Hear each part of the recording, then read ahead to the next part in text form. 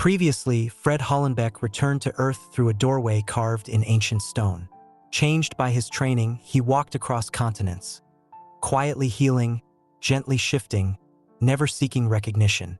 As governments began to notice, Fred remained elusive, a whisper in the wind. But now others are watching, and one of them is ready to walk beside him. Chapter 26.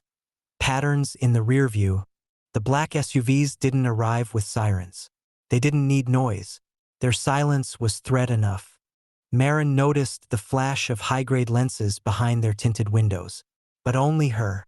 Fred and Ellis moved through the streets unnoticed, unrecalled.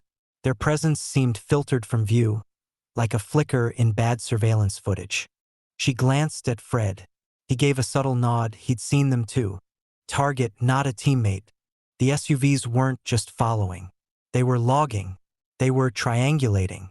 Marin had become the anomaly, and anomalies made excellent justification for budget increases and departmental expansion. "You weren't meant to be visible," Ellis muttered, half to her, half to the ether. In downtown Edmonton, she passed a mural of a fox curled in snow. 2 agents followed her, casual but close. Fred's gaze hardened. A whisper of thought flared in his mind like static. Moments later, the agents turned left as if on instinct, eyes glazed slightly. Fred's mental nudge had redirected them. Just enough. Marin slowed her steps. "I think I'm causing problems," she said finally. Ellis didn't respond. Fred offered her his coffee, lukewarm, untouched. She shook her head. "I can't walk with you anymore. Not like this." They understood. She wasn't one of them. She wasn't meant to cloak herself from satellites or disappear from reports. She had walked too close to a fire she couldn't see. Back to the watchpost. Marin returned to her original perch in Killam. Not in front of the co-op this time, but on the roof of a faded motel, where signal towers hummed and the wind told stories. She set up her portable station again. Notebooks, audio recorder, an old handheld Geiger counter that ticked when it shouldn't. The third quiet eye didn't intervene. They logged. They noted. They whispered. "Observation is protection," she murmured, echoing her group's motto. But she watched the skies differently now, because somewhere east, Fred and Ellis were walking toward a rupture, and she was no longer sure she could just watch. Chapter 27. The bend beneath the dust. Fred and Ellis arrived just after dawn. The town, Eddystone Flats, was the kind of place swallowed by horizon. 1 grain elevator, a curling main street, a dozen houses spaced like they didn't trust each other. From the outside, nothing was wrong. But Fred's pulse fluttered as they stepped off the gravel road. The air didn't hum like before. It buckled, like sound and light had forgotten their handshake. Not a rift, but a fold. Fred stood beside the town's welcome sign and closed his eyes. What he felt wasn't space tearing, it was stacking. Time wasn't linear here. It had doubled back on itself, not violently, but softly, like someone had pressed an iron into the fabric of reality and folded it a little too hard. The locals didn't notice, but Fred and Ellis did. A boy was seen twice in 2 different schoolyards, playing with the same toy in identical clothes, 15 minutes apart. A dog barked at a mailbox that shimmered slightly, once as steel, once as wood. The trees swayed in breeze that pulled left, then slightly upward. Why, it's dangerous. Fred understood this bend wasn't just metaphysical, it was recursive. Thoughts from nearby minds were beginning to repeat, fragment, and reloop. One woman had told her neighbor the same story about her husband. 3 days in a row verbatim, down to the pause before the punchline. And she didn't know she'd done it. Ellis felt it too. "It's like the past is re-watching the present," he said, tracing his fingers through the air like scanning for seams. The source? In the center of town stood a field once used for outdoor festivals. Now it was fallow, ringed by rusted chairs and a tetherball pole long forgotten. But in the middle, buried just inches down, was an object, not alien, not human. Something old enough to ignore definitions. It pulsed faintly when Fred stepped near, like a heartbeat trying to sync with something broken. Fred and Ellis didn't touch it yet. They had to understand what it wanted or who had placed it there. Chapter 28. What the Earth Remembers. Fred's boots hadn't moved for hours. The sun had climbed, drifted, dipped again, and still the two men stood, suspended in a trance of silent cognition. What lay beneath the soil wasn't matter. It was pattern, mental probing. Fred and Ellis weren't just sensing it, they were being sensed. Whatever pulsed beneath the dust was reading them too. It tested their resolve, nudged memories loose like old photos from a warped album. Fred saw something from childhood, a place he'd never visited, a chamber shaped like a question mark, lined with glass that looked like it wept. Ellis's mind echoed with a hum that spoke in pre-thought, ideas arriving before language could wrap them. The object, or force, knew time as a dimension of attention, not chronology. The agents. The SUV moved past like a shadow with wheels. Inside, two government technicians watching readouts that made no sense. Flux signatures, gravitational disharmonies, and a soft spike in mnemonic bleed. "Something's nearby," one muttered. "But it's cloaked, not optically, cognitively." Fred and Ellis, standing mere meters from the road, were unseen. Not hidden, but excluded from attention. Like a fold in paper where the eye refuses to focus. "What is it?" Ellis crouched, fingertips grazing the soil. No contact, just enough to feel temperature without heat. He spoke slowly. "It's not from any star. It's not made of atoms. It's made of decision. Ancient ones. Before mammals. Before carbon." Fred nodded. He already knew. The object was a sentient archive fragment, broken from a hole that once sat in a superstructure beyond dimensional naming. A memory so old it had forgotten itself and was now trying to relearn humanity by proximity. Time bent. Or maybe just paused. Chapter 29. Echoes beneath the soil. The first hour passed in near silence. Fred paced a slow circle around the center of the field, his boots crunching dry stubble. Ellis crouched nearby, fingers tracing swirling patterns in the dust. Patterns that vanished even before he finished them. Above them, the sky pulsed between cobalt and silver, flickering like a faulty transmission. Then the object spoke. Not with words, but with memory. The loop begins. Fred's breath caught. His vision blurred, not from fatigue, but from the sheer weight of recognition. A memory that wasn't his played inside his mind.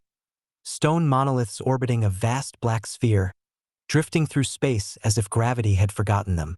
Ellis staggered backward, gasped, and then repeated the same motion. Backward, gasp, again. Time fractured.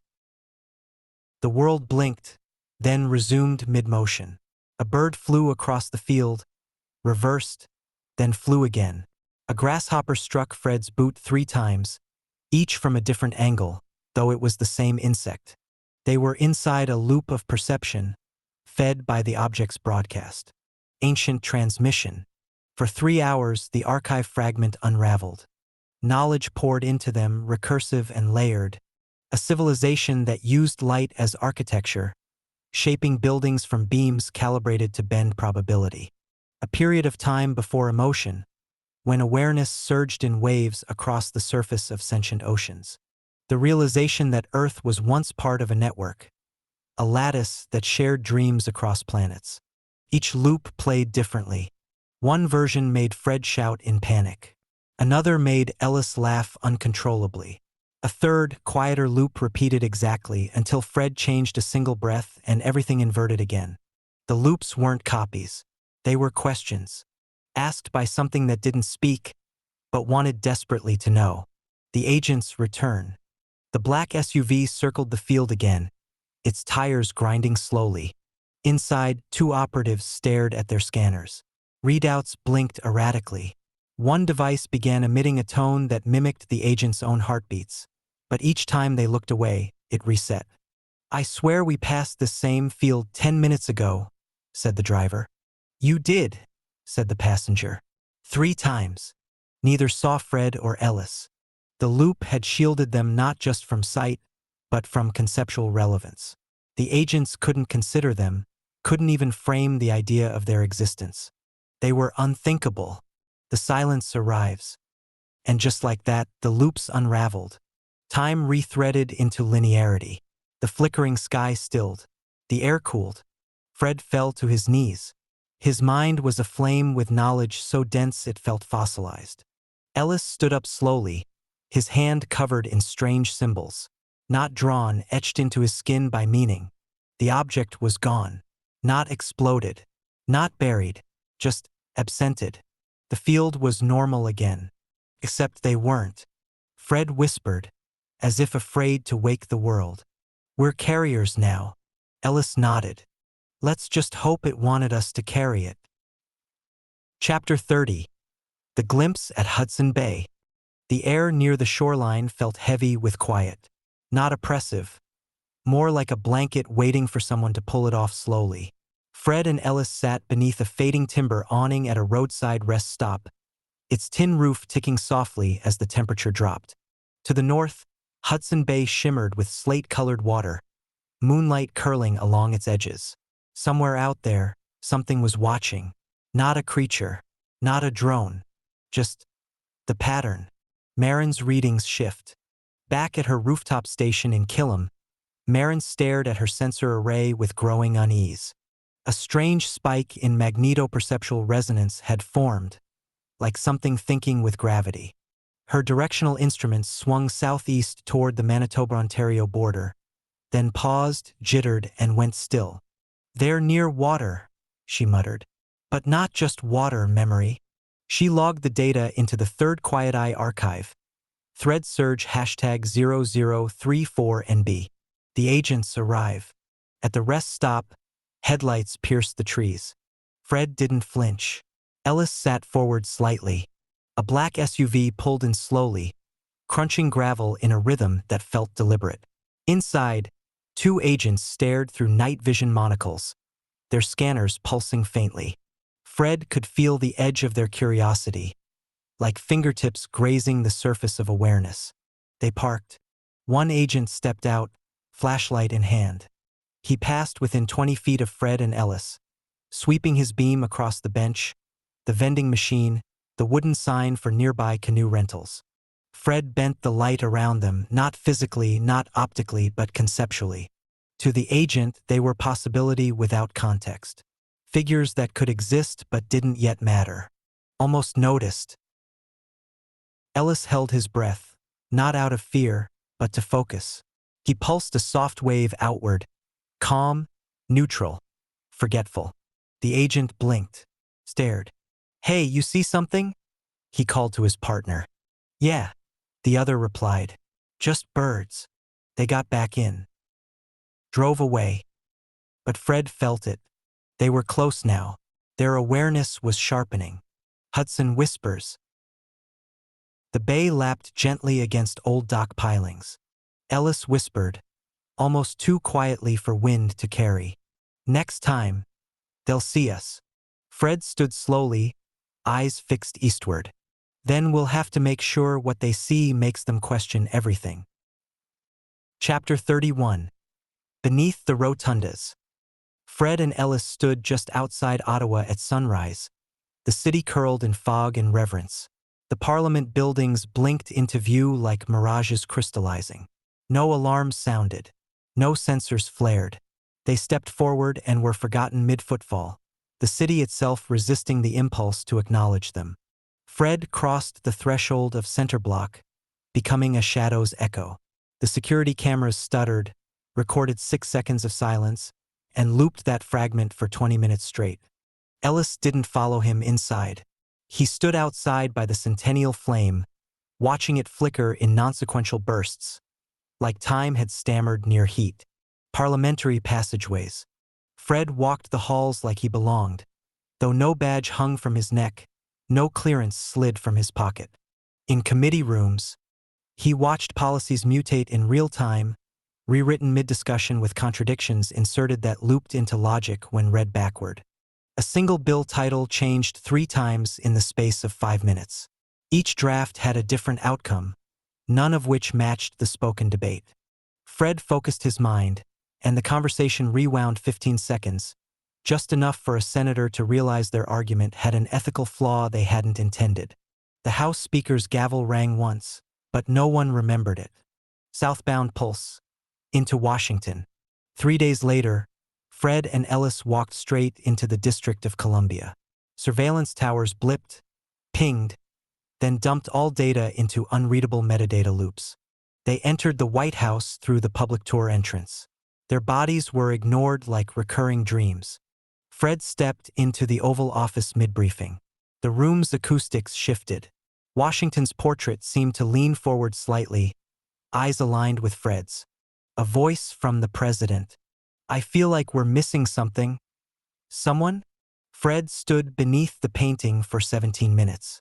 Every time someone glanced his way, their brain decided he was an assistant, a visitor, a shadow, a glitch, but never all three at once. Ellis walked the West Wing. In the Situation Room, a map updated itself wrong, but in a way that revealed a truth no one had noticed. One aide had a nosebleed. Another shivered and asked if the Wi-Fi felt wet. Across the U.S., the quiet ripple spreads. They left D.C. and began their walk again. In Louisiana, Fred redirected a hurricane's wind vector subtly, enough to push it 10 miles off course without radar noticing. In Kansas, Ellis rerouted a fleet of autonomous farm drones stuck in a loop of circular plowing. He never touched a console. They reached Texas, crossed into Arizona, and passed beside the Mexico border. No checkpoints triggered. Then they went north again. The SUVs multiply, so does awareness. In New Mexico, 12 SUVs formed a ring near Fred's location. Inside, their equipment began recording audio loops, repeating 10-second phrases from Ellis's childhood, which they had no access to. In Nevada, a drone flew overhead and never stopped flying. Its fuel read full though it hadn't landed in 3 days. By the time Fred and Ellis reached California, agents began experiencing looped field memory lag. They remembered speaking to Fred, though they hadn't. One report read, "Subject sighted," spoke clearly, identified mission, but Fred had said nothing. Final loop in Oregon. At a diner near Crater Lake, the waitress asked, "You boys been through here before?" Fred smiled. "Maybe." She blinked. "No, wait. You were sitting here yesterday. Or someone who looked just like you." Ellis sipped his coffee. "Might have been tomorrow." Chapter 32. Bureaucracy meets the unclassifiable. Fred and Ellis had stopped at a rest stop near the Quebec border, nothing fancy. A faded picnic table, vending machines whispering of expired soda, and a view of distant woods thick with wind. Then came the SUVs. 6 black hunks of suspicion, engines rumbling like self-importance. Tires bit gravel like they were hunting predators, not 2 quiet men watching clouds drift. 12 agents spilled out, boots polished, sunglasses military issue. Formations tight, intentions tighter. And then her. The bureaucratic wall. She marched up without introduction. Her jaw locked and posture rigid enough to be filed under combative. Name unknown. Badge flashing like it expected obedience. ID. Papers. Now. She didn't ask. She declared. Like Fred and Ellis had wandered into a Cold War checkpoint by mistake. The phrase, "you will comply," slid from her mouth with the smoothness of someone who'd used it on unpaid parking tickets and geopolitical negotiations alike. Ellis blinked. Fred didn't move. Failure to present documentation will trigger escalation protocols under Code 47B Section 3, subsection R, she snapped, flipping open a tablet like it held divine law. The tablet froze. Ellis tilted his head. Fred smiled faintly. Theater of the absurd. Each agent's hand hovered over their sidearm, as though Fred were about to hurl quantum grenades or Ellis might initiate a spiritual detonation. But Fred just stood there, not resisting, not reacting, simply not fitting. The woman grew louder. Procedures piled up. She began citing numbers, threat indexes, jurisdictional overrides. "We have authority under the Continental Anomaly Directive to forcibly detain any unidentified anomalous individuals showing signs of recursive pattern interference. Ellis blinked slowly. Is that the one they printed backward by accident? Fred added. We didn't bring our reality passports.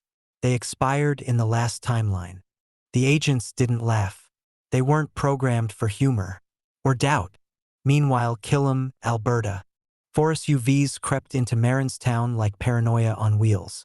Their drivers peered suspiciously at old diners and empty lots. Marin, from her rooftop station, powered everything down. No blinking lights, no feeds. She scribbled a note to herself. Observation is not an invitation. Then she watched from behind her curtain as the vehicles drove in circles. They couldn't find what wasn't trying to be found. Back at the border, Fred finally spoke. Here's the problem. You're trying to measure gravity with a ruler. Ellis stepped forward and gestured toward the woman's entourage. You brought 12 humans and a tablet. We brought 24 dimensions and a walk. The wind swirled unnaturally. 1 SUV's tires sunk half an inch into the pavement. Not physically, but temporally. A looping echo of arrival played on nearby dashcams, repeating the moment 3 seconds apart for 5 minutes. The woman narrowed her eyes. You're not going to cooperate? Are you? Fred shrugged. You haven't asked. 48 minutes of red tape theater. For almost an hour, the lead agent paced, shouted, ordered, threatened, recited jurisdictional codes, and referenced annexed agreements nobody had read since 1992. Her frustration became a feedback loop. Demands met with silence, silence met with escalation, escalation met with existential confusion. One agent began muttering to a nearby bush. Another tapped his tablet so hard he cracked the screen. Exit stage quiet. And then, with a breath not even audible, Fred and Ellis simply shifted. Not vanished, just excluded from attention. The agents blinked, and Fred and Ellis were gone. No sprint, no teleportation. The world had simply decided they were none of the above. The lead agent shrieked for coordinates. The field scanners returned 0 presence and 15 anomalies. 1 SUV began driving in circles. Another rerouted its GPS to denial. Chapter 33. The Echo of Blame. Fred and Ellis slipped across the Vermont border into New Hampshire under a rainless dusk. Their pace was casual, their path unpredictable, like a melody written with missing notes. For a while, they were just 2 shadows passing through gas stations, diners, and local libraries. But by Ohio, the hum of interstate paranoia had caught up. Arrival of the pattern. 6 black SUVs again, engines throaty and overconfident. American plates, American agents, American certainty. Their doors opened with synchronized aggression, like a poorly directed movie with too much budget and not enough purpose. Weapons already drawn. The agents didn't shout. They declared, "Get down! Hands where I can see them! You are in violation of..." Fred blinked. Ellis exhaled slowly through his nose. They didn't resist. They didn't comply. They simply didn't. And that was infuriating. Standoff redux. A new woman this time, different suit, same script. She barked orders. Fred looked past her at a crow circling a convenience store sign. Ellis studied the cracked asphalt underfoot. She circled them, voice rising. Demands became decrees. Silence became sabotage. Still, Fred and Ellis remained untouched, unreadable. A pair of ancient stones that wouldn't move no matter how much wind you threw at them. 2 hours of controlled collapse. An agent shook his head like he'd caught a virus from their stillness. Another counted raindrops on his holster. Even the woman began to crack, not out of weakness, but because she kept trying to apply rules to something ruleless. Then, at once, as naturally as a leaf deciding to fall, Fred and Ellis simply walked away. Tragedy unscripted. But reality, unlike perception, doesn't always follow. A younger agent, breath tight and training shallow, flinched. His finger twitched. One bullet. One mistake. It struck the woman mid-command. She collapsed before the sound finished echoing. There was no retaliation. There was no fight. There was nothing Fred or Ellis could have done. And yet, the moment replayed in slow motion, blame flowing not toward the gun, but toward the ones who wouldn't play the game. You made us nervous. You forced us into it. It's your fault, somehow. Their quiet became guilt in the eyes of those who couldn't understand its power. The viral moment. It happened on a Tuesday afternoon, gray and forgettable, until it wasn't. The standoff in Ohio had ended in chaos. The woman who demanded obedience was dead, not by rebellion but by accident. And yet the official story painted Fred and Ellis as violent offenders, dangerous anomalies, threats to national security. The statement aired on all major networks. Agent Reynolds died a hero, tragically cut down while courageously confronting two fugitives of extreme concern. But truth never travels alone. A teenager at the rest stop, phone gripped like a lifeline, had filmed the entire event. No commentary, no edits, just reality. The footage showed Fred and Ellis standing silently. No resistance, no motion, no threats. It caught the agent who fired, his twitch, the accidental discharge, the stunned expressions. The upload. An anonymous podcaster known only as Signal Drop found the video online and reposted it with a simple caption. Watch it, then decide who the threat really was. It went viral in 42 minutes. 2.7 million views by the first hour. Mirrored and re-uploaded faster than censors could react. Archived in encrypted drives by online archivists, tagged as the Ohio Loop Truth. The government scrambled. Statements were reissued. Search results were buried. Entire forums were throttled. But the imprint remained. In Killam, shadows on the edge. The SUVs didn't leave. They lingered like suspicion parked beside forgotten trust. Marin watched from her rooftop perch, everything powered down except her breath and heartbeat. But she wasn't out. She had a hardwired backup, an abandoned farmhouse off the grid, tucked beside the edge of Camrose's industrial hum. The electromagnetic background noise there provided cover, like hiding whispers inside a rock concert. Inside, the setup was old school.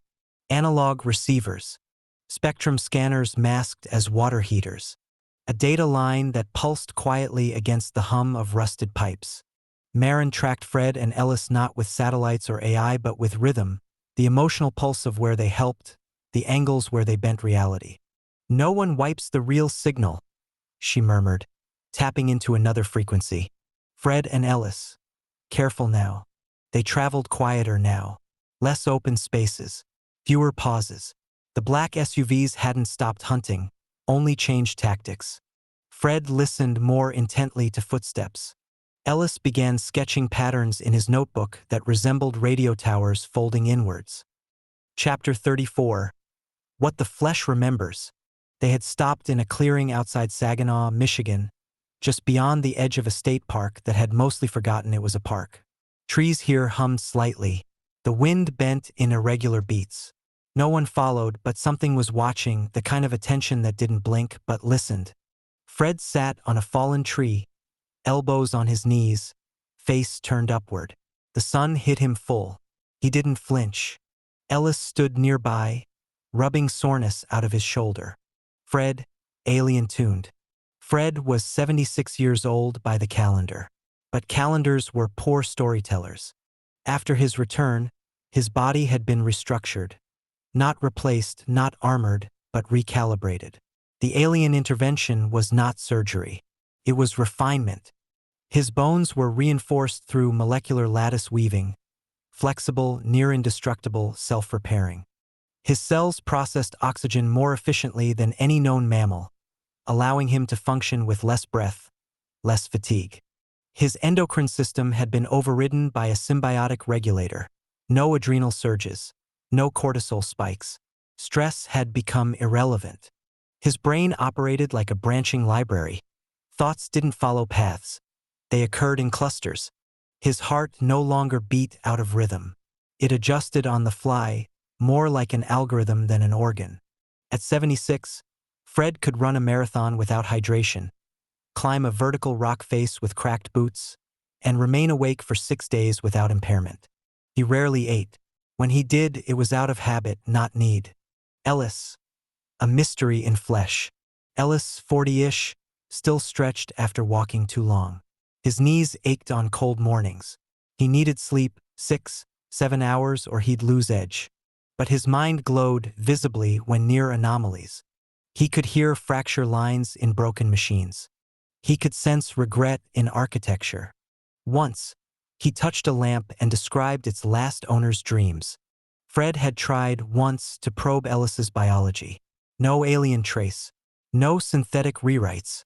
No augmentation. "You're just shaped different," Fred had said. Ellis had shrugged. "Maybe the world gave me something early on. Or maybe I just slipped through the net when it was too loose." He aged normally, bleeds like anyone, laughs the way people do when tired. But sometimes, when they passed through towns warped by memory or touched by rupture, Ellis pulsed, like he recognized reality breaking before it actually did. Fred never saw Ellis eat much, but he saw him feel, deeply, silently, like a tuning fork left beside grief. The difference: Fred was a designed anomaly. Ellis was a naturally occurring contradiction. And together, they moved through worlds not meant to hold them. End of episode 3. Two threads woven, now tugged by forces that fear the pattern.